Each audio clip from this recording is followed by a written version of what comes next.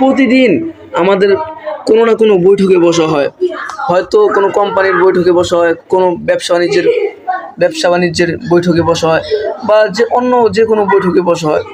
একটা বৈঠকে বসার পরে যদি কোনো অহেতুক কথাবার্তা হয়ে যায়, স্বাভাবিক হয়েই যায়, টুকটাক হয়ে যায়, তো এই অহেতুক কথার কারণে যে গুনাহগুলো হয়, এই গুনাহগুলো একটা দোয়া আছে, যে দোয়াটি পড়লে সমস্ত অহেতুক কথার গুনাহগুলো আল্লাহ তাআলা মাফ করে দিবেন।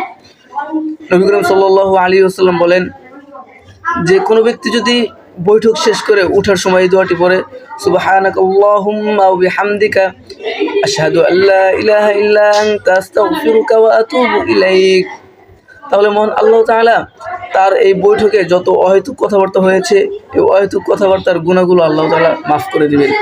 এখানে আমি আপনাকে সরাসরি হাদিসটি দেখাচ্ছি।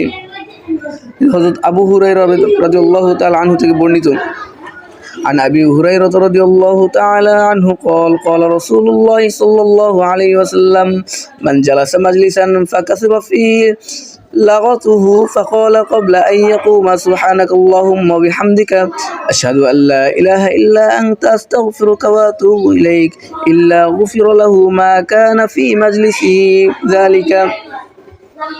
তো বলা হয়েছে এই মজলিসে, এই বৈঠকে যত কথাবার্তা হবে, অহেতুক কথাবার্তা, আল্লাহ তাআলা এই দোয়াটি পড়ার দ্বারা তার অহেতুক কথাবার্তার গুনাহগুলো মাফ করে দিবেন।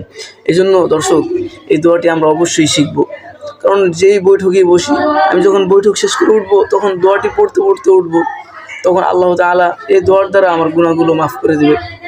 এই জন্য এই দোয়াটি আমি শিখবো, হ্যাঁ, আমি নিজে শিখবো এবং আমার পরিবার পরিজন, আত্মীয় স্বজন তাদেরকেও শিখাবো।